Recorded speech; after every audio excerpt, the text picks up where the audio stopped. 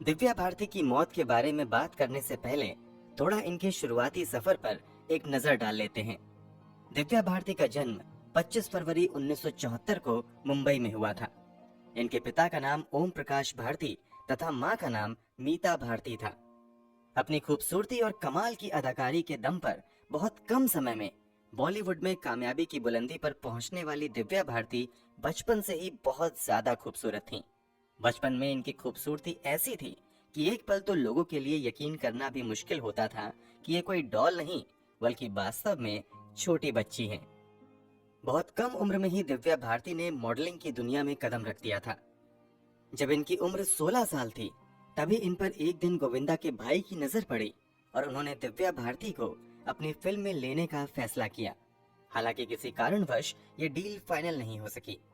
इसके कुछ समय बाद दो और प्रोड्यूसर सामने आए जिन्होंने दिव्या भारती को अपनी फिल्मों में लेने का मन बनाया, मगर बात यहाँ भी नहीं बनी और फिर इंतजार लंबा होता देख दिव्या भारती ने अपने फिल्मी करियर की शुरुआत साउथ की फिल्मों से करने का फैसला किया और उन्होंने 1990 में साउथ के सुपरस्टार वेंकटेश के साथ अपनी पहली तेलुगु फिल्म की। इस फिल्म का नाम बॉबी ली राजा था। बॉक्स ऑफिस पर फिल्म बहुत ज्यादा कमाल तो नहीं कर पाई, मगर दिव्या भारती की खूबसूरती ने हर किसी का ध्यान अपनी ओर आकर्षित किया था। यही वजह थी कि इस फिल्म के फ्लॉप होने के बावजूद इन्हें बैक टू बैक साउथ की कई फिल्में मिली। साउथ की फिल्मों में काम करने के बाद जब इन्हें अच्छी खासी पहचान मिल गई तो बॉलीवुड से भी इन्हें ऑफर आने लगे और फाइनली 1992 में इन्हें इनकी पहली हिंदी फिल्म विश्वात्मा भी मिल गई। ये फिल्म ज्यादा नहीं चली, मगर इस फिल्म के गाने सात समुंदर पार ने दिव्या भारती की दीवानगी को सात समुंदर पार या कहिए कि पूरी दुनिया में फैला दिया। इस फिल्म के बाद दिव्या भारती के आगे फिल्मों की लाइन लग गई और हर बड़े प्रोड्यूसर में दिव्या भारती को अपने साथ जोड़ने की होड़ मच गई। कहा तो यहाँ तक जाता है कि उस दौर की जितनी बड़ी हीरोइनें थीं, सभी से काम छीनने लगे और वो सभी फिल्में दिव्या भारती को मिलती चली गईं। इस कारण दिव्या भारती 90s के दौर की हाईएस्ट पेड बॉलीवुड एक्ट्रेस भी बन गई। एक तरफ उनका फिल्मी करियर उड़ान भर रहा था तो दूसरी तरफ उनकी पर्सनल लाइफ में भी काफी बदलाव आ रहे थे। इनकी पहली सुपरहिट फिल्म शोला और शबनम की शूटिंग के दौरान एक्टर गोविंदा ने इनकी मुलाकात डायरेक्टर प्रोड्यूसर साजिद नाडियावाला से करवाई। बाकियों की तरह साजिद नाडियावाला भी दिव्या भारती की खूबसूरती को देखकर अपना दिल हार गए। यहीं पर दोनों में दोस्ती हुई और देखते ही देखते ये दोस्ती प्यार में बदल गई। फिर दुनिया की नजरों से बचकर बेहद ही गुपचुप तरीके से पहले दिव्या भारती दिव्या से सना नाडियावाला बन गई और फिर 10 मई 1992 को दिव्या भारती ने साजिद नाडियावाला के साथ शादी कर ली। इस शादी को गुप्त रखने की सबसे बड़ी वजह ये थी कि उन दिनों एक ट्रेंड था कि शादी के बाद एक्ट्रेस की फैन फॉलोइंग काफी कम हो जाती थी। इस कारण उन्हें काम मिलना भी बंद हो जाता था और चूंकि दिव्या भारती का करियर पूरी उड़ान पर था, इसलिए उन्होंने शादी को सीक्रेट रखने का फैसला किया ताकि उनका फिल्मी करियर प्रभावित ना हो। शादी के बाद साजिद नाडियावाला ने मुंबई के अंधेरी वेस्ट के वर्सोवा में स्थित तुलसी अपार्टमेंट के 5th फ्लोर पर एक फ्लैट किराए पर लिया था। दिव्या भारती यहीं रहती थी। दिव्या रहती तो मुंबई में थी, मगर काम के सिलसिले में ये अक्सर बाहर और दूसरे राज्यों में आया जाया करती थी। बात 5 अप्रैल 1993 की है। दिव्या भारती एक काम के सिलसिले में हैदराबाद जाती हैं। यहाँ सारे काम निपटाने के बाद प्लान था कि वो अपने दोस्तों के साथ एक पार्टी में जाएंगी और कुछ शॉपिंग भी करेंगी, मगर जरूरी काम खत्म होने के बाद वो अपने सारे दूसरे प्लान को पोस्टपोन कर देती हैं और वापस मुंबई आ जाती हैं। अब तक दिव्या भारती एक सुपरस्टार बन चुकी थी और इनके पास बहुत सारा पैसा भी आ चुका था, मगर ये अब तक मुंबई में अपना घर नहीं ले पाई थी। इसी कसक को पूरी करने के लिए वो लंबे समय से कोशिश में लगी हुई थी। इत्तेफाक से हैदराबाद से वापस आने के बाद एक फ्लैट के सिलसिले में इनकी बात भी बन जाती है और मुंबई के बेहद ही पॉश इलाके में एक 4 BHK फ्लैट की डील भी ये फाइनल कर लेती हैं। घर खरीदने की खुशी परिवार वालों के साथ शेयर करने के लिए दिव्या अपने छोटे भाई कुणाल भारती को भी बुला भेजती हैं। इसके अलावा अपनी खुशी में शामिल होने के लिए ये अपनी कॉस्ट्यूम्स डिजाइनर दोस्त नीता लुल्ला को भी बुला लेती हैं।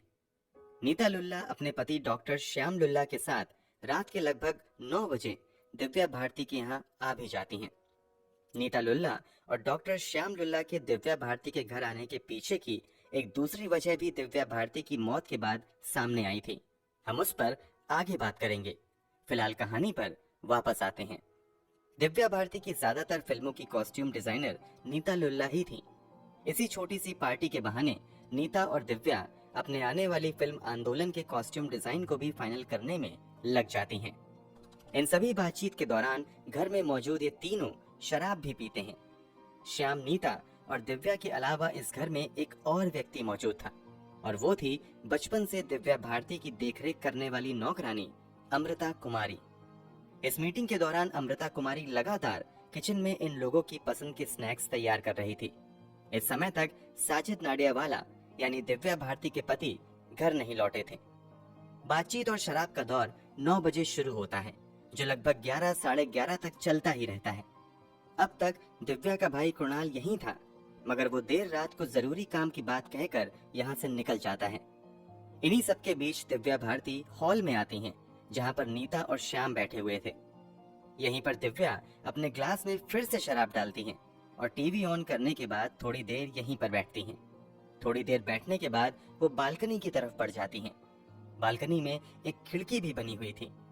ये तुलसी अपार्टमेंट की इकलौती खिड़की थी जिसमें लोहे का ग्रिल नहीं लगा हुआ था।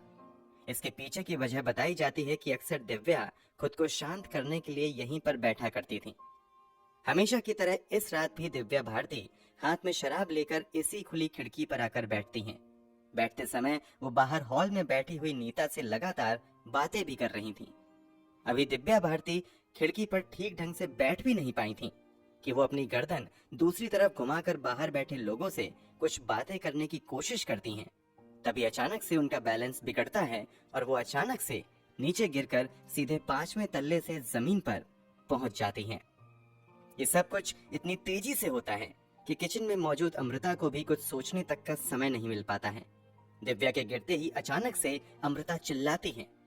अमृता की चीख सुनकर हॉल में बैठे नीता और श्याम दौड़ते हुए नीचे की तरफ जाते हैं। इस चीख पुकार को सुनकर आसपास के फ्लैट में रहने वाले दूसरे लोग भी नीचे की तरफ भागते हैं। नीचे खून से लथपथ दिव्या बिल्कुल बेसुध पड़ी हुई थी। शरीर में किसी तरह की कोई हरकत नहीं हो रही थी, हालांकि सांसें अभी भी चल रही थीं। डॉक्टर श्याम लुल्ला दिव्या को वहां मौजूद दूसरे लोगों की मदद से तुरंत आर.एन. कपूर हॉस्पिटल लेकर जाते हैं। ये वही हॉस्पिटल है जहां अक्सर रहस्यमयी मौत मरने वाले अक्सर बॉलीवुड स्टार्स के शव लाए जाते हैं। इधर डॉक्टर श्याम की पत्नी नीता घर की नौकरानी अमृता के साथ वहां से कुछ ही दूरी पर स्थित दिव्या के माता पिता के घर इस बात की जानकारी देने चली जाती हैं कि दिव्या खिड़की से गिर गई हैं। अस्पताल पहुंचते ही दिव्या को डेड ऑन अराइवल यानी अस्पताल पहुंचते ही मृत घोषित कर दिया जाता है। महज 19 साल की उम्र में कमाल की अदाकारा दिव्या भारती दुनिया से चली जाती हैं। अब तक रात के लगभग 1:30 बज चुके थे। तब टेक्नोलॉजी इतनी एडवांस नहीं थी, इसलिए दिव्या की मौत की खबर लोगों तक नहीं पहुंच पाई थी। दिव्या का शव कैजुअलिटी वार्ड की एक ट्रॉली में रखा हुआ था। पास में ही दिव्या के पिता और भाई के अलावा कुछ चुनिंदा लोग भी खड़े हुए थे। दिव्या के पिता का रो रो कर बुरा हाल था। वो बस एक ही रट लगाए जा रहे थे कि उन्होंने मेरी बेटी को मार दिया है। पास में ही दिव्या का भाई कुणाल भी था, जो दिव्या की मौत से बस 10 मिनट पहले तक दिव्या के साथ ही था और नए घर खरीदने की खुशी में शामिल था। कमाल की बात तो ये थी कि दिव्या की मौत को कई घंटे बीत चुके थे, मगर दिव्या की माँ का कहीं भी अता पता नहीं था, बल्कि वो रात के लगभग 3:45 बजे अस्पताल आती हैं। अस्पताल पहुंचने तक उन्हें इस बात की जानकारी नहीं थी कि उनकी बेटी अब इस दुनिया में नहीं है, बल्कि उन्हें बताया गया था कि वो गिर गई हैं और कुछ चोट आई है। बाद में हुए खुलासे के मुताबिक जैसे ही दिव्या की मां पर दिव्या के पिता और भाई की नजर पड़ती है, दोनों उसी की तरफ तेजी से भागते हैं और दोनों एक साथ मीता पर चिल्लाते हुए कहते हैं कि जो हुआ है सब तुम्हारी वजह से हुआ है। मतलब दोनों दिव्या की मौत का जिम्मेदार दिव्या की मां को ही बता रहे थे। इन दोनों की चिल्लाने के बावजूद दिव्या की मां बिल्कुल खामोश रहती हैं और कोई जवाब नहीं देती हैं। इस बात का रहस्य आज तक कोई नहीं समझ पाया कि दिव्या की मौत के लिए दिव्या के पिता और भाई दिव्या की मां को क्यों तब जिम्मेदार ठहरा रहे थे और दिव्या की मां को अस्पताल आने में इतना लंबा समय कैसे लग गया। खैर, थोड़ी देर दिव्या की मां वहीं पर रुकती हैं और फिर थोड़ी देर बाद वहां से निकल जाती हैं। अब तक दिव्या के पति साजिद नाडियावाला को भी दिव्या की मौत की खबर हो चुकी थी। थोड़ी देर में साजिद भी अस्पताल पहुंच जाते हैं और सीधे उस वार्ड में जाते हैं जहां पर दिव्या के शव को रखा गया था। दिव्या को देखने के बाद साजिद बिल्कुल खामोश रहते हैं। वो किसी तरह से कुछ भी रिएक्ट नहीं कर पाते हैं और कुछ ही पल बाद नीचे गिरकर बेहोश हो जाते हैं। डॉक्टर के मुताबिक वो दिव्या की मौत के सदमे को बर्दाश्त नहीं कर पाते हैं, इसी वजह से शॉक के हालत में चले जाते हैं। साजिद की स्थिति भी तेजी से बिगड़ने लगती है और तत्काल उन्हें आईसीयू में एडमिट कराने की नौबत आ जाती है। थोड़ी देर बाद साजिद होश में आ जाते हैं, मगर उनका व्यवहार भयानक तरीके से बदलने लगता है और वो अजीब हरकतें करने लगते हैं। इस कारण अंत में उन्हें कुछ दवाई देकर डॉक्टर की निगरानी में ही सुलाया जाता है। तारीख बदलकर 6 अप्रैल 1993 हो चुकी थी। अब लगभग सुबह हो चुकी थी। दिव्या की मौत की खबर अब इंडस्ट्री से जुड़े लोगों तक भी पहुंच चुकी थी। दिव्या को देखने सबसे पहले आने वाले इंडस्ट्री से जुड़े लोगों में प्रहलाद नेहलानी थे, जो अपनी पत्नी और बेटे के साथ आए थे। इसके अलावा दिव्या को देखने सबसे पहले आने वाले चुनिंदा लोगों में सैफ अली खान, संजय कपूर, बोनी कपूर और गोविंदा इत्यादि शामिल थे। इधर मौके पर पुलिस भी पहुंच जाती है और लोगों के बयान दर्ज करना शुरू कर देती है। सभी कागजी कार्यवाही पूरी करने के बाद दिव्या का पोस्टमार्टम किया जाता है। पोस्टमार्टम में खुलासा होता है कि ऊंचाई से गिरने की वजह से दिव्या के सर में काफी गहरी चोट आई थी। बहुत ज्यादा इंटरनल ब्लीडिंग हुई थी, इस कारण ही उनकी मौत हो गई। इसके अलावा जांघ की हड्डी भी बुरी तरीके से टूट चुकी थी। सभी जांच पड़ताल के बाद 7 अप्रैल 1993 को दिव्या का शव परिवार वालों को सौंप दिया जाता है। सभी फॉर्मेलिटीज के बाद मुंबई के विले पार्ले स्थित क्रिमेटोरियम में दिव्या का अंतिम संस्कार किया जाता है। अंतिम संस्कार से जुड़ी रस्म को साजिद नाडियावाला पूरी करते हैं। दिव्या इस दुनिया से जा चुकी थी, मगर अपने पीछे सैकड़ों सवाल छोड़ गई थी, जिसका जवाब हर कोई जानना चाह रहा था। सबसे बड़ा सवाल तो यही था कि दिव्या ने ऊपर से कूदकर सुसाइड कर लिया है या फिर उनकी साजिश के तहत हत्या की गई है। जब पुलिस ने लोगों से पूछताछ करना शुरू किया तो एक के बाद एक कई खुलासे होने शुरू हो गए। पुलिस ने सबसे पहले घर के अंदर मौजूद डॉक्टर श्याम लुल्ला और उनकी पत्नी नीता का बयान दर्ज किया था। दोनों अपने बयान में एक ही बात कहते हैं कि वो पक्के तौर पर नहीं कह सकते कि दिव्या ने जानबूझकर ऊपर से छलांग लगाई या फिर बैलेंस बिगड़ने की वजह से गलती से वो गिर गईं। कमाल की बात तो ये थी कि इस घर में इस हादसे के वक्त एक और सदस्य था, वो थी घर की नौकरानी अमृता। मगर पुलिस ने पहले अमृता का बयान लेना जरूरी नहीं समझा। इसके पीछे की वजह क्या थी, कोई नहीं जानता। इससे भी ज्यादा चौंकाने वाली बात तो ये थी कि दिव्या भारती की मौत के ठीक 1 महीने बाद अचानक से अमृता की भी मौत हो जाती है। कहा जाता है कि हार्ट अटैक की वजह से अमृता की मौत हो गई। खैर, पुलिस 4 साल तक इस मामले की जांच करती रहती है और फाइनली सभी संभावित एंगल से जांच करने के बाद पुलिस दिव्या भारती की मौत को क्लियर कट एक्सीडेंटल डेथ का मामला बताती है। पुलिस किसी भी तरीके की साजिश से इनकार करती है। पुलिस ने भले ही अपनी जांच में इसे एक हादसा बता दिया था, मगर बाद में कुछ अनऑफिशियल सोर्सेज से कई चौंकाने वाले खुलासे हुए। एक दावा किया गया कि जब दिव्या हैदराबाद से वापस आती हैं, तो वहां से वो एक दोस्त की पार्टी में जाती हैं। वहां वो बहुत ज्यादा शराब पीती हैं और फिर नशे में ही घर वापस आती हैं। यहाँ साजिद से उनकी काफी लड़ाई हो जाती है। लड़ाई के दौरान साजिद घर से निकलने लगता है। इस पर दिव्या कहती हैं कि अगर तुम 10 मिनट में वापस नहीं आए तो फिर तुम मुझे कभी नहीं देख पाओगे। साजिद काफी देर तक वापस नहीं आते हैं और फिर दिव्या के मौत की खबर आती है। दिव्या की करीबी रही एक और दोस्त ने अनऑफिशियल तरीके से दावा किया था कि दिव्या की मौत से पहले किसी बात को लेकर दिव्या और साजिद में काफी ज्यादा लड़ाई होती है। उन दिनों दिव्या सीवियर डिप्रेशन से भी जूझ रही थी। इस कारण लड़ाई के दौरान दिव्या काफी एग्रेसिव होने लगती हैं। बात बढ़ता देख साजिद डॉक्टर श्याम लुल्ला को तुरंत फोन करके बुलाते हैं। डॉक्टर श्याम अपनी पत्नी नीता के साथ आते हैं। जब दोनों पति पत्नी साजिद के यहाँ पहुँचते हैं तब भी दिव्या और साजिद लड़ रहे थे। दिव्या का भाई कृणाल भी वहीं पर मौजूद था। दोनों के बीच हो रही लड़ाई को देखते हुए श्याम तुरंत साजिद को घर से बाहर जाने के लिए कहता है। डॉक्टर श्याम के कहने पर साजिद वहां से निकल जाता है।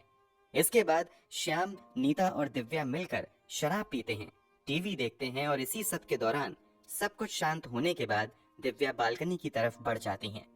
यहीं पर वो खिड़की पर बैठने की कोशिश करती हैं और नीचे गिर जाती हैं, जिससे उनकी मौत हो जाती है।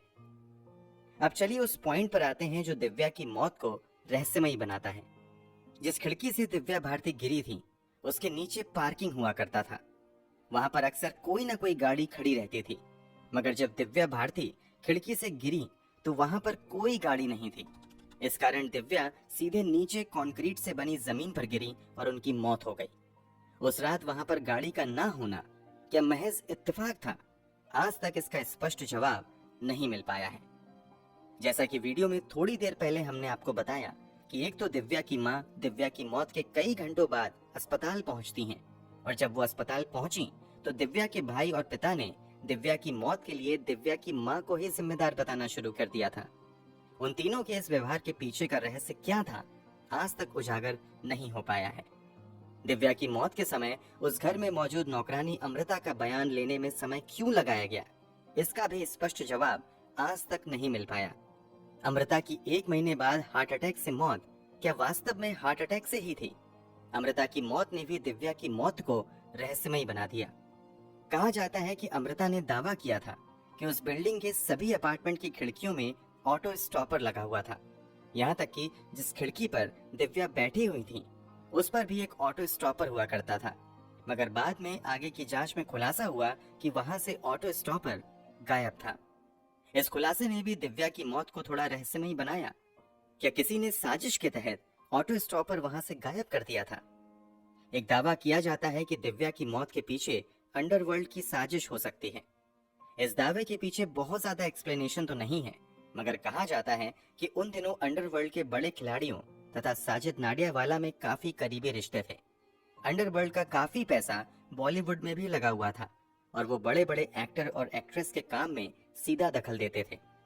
कुछ दावों के मुताबिक अंडरवर्ल्ड से जुड़े लोगों ने दिव्या भारती पर भी दबाव बनाना शुरू कर दिया था, मगर दिव्या भारती उन लोगों की मर्जी के मुताबिक कुछ भी करने से मना करने लगी।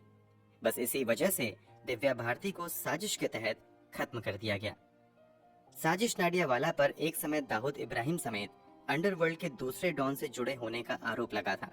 यहाँ तक कि टी सीरीज के फाउंडर गुलशन कुमार के मर्डर के बाद बाल ठाकरे तक ने दावा किया था कि 3 लोग बॉलीवुड से हैं जिनका सीधा संबंध दाऊद इब्राहिम के गैंग से है, और उसी ने गुलशन कुमार को मरवाने में अहम भूमिका निभाई है। कथित तौर पर उन 3 लोगों में साजिद नाडियावाला का नाम आया था। दावों के मुताबिक साजिद से इस सिलसिले में कई बार पुलिस ने पूछताछ भी की थी, हालांकि ये आरोप कभी साबित नहीं हो सके। कुल मिलाकर कई दावों और अफवाहों के बीच दिव्या भारती की भी मौत या फिर मर्डर की थ्योरी में उलझ कर रह गई। दोस्तों, वैसे तो पुलिस रिकॉर्ड के मुताबिक दिव्या की मौत क्लियर कट एक्सीडेंटल डेथ का मामला है, मगर आपको क्या लगता है, दिव्या की मौत के पीछे किसी की साजिश हो सकती है या फिर ये एक्सीडेंटल डेथ का ही मामला था? कमेंट बॉक्स में जरूर बताएं। अगर आपको हमारी मेहनत पसंद आई हो तो इस वीडियो को लाइक करते हुए शेयर भी करें।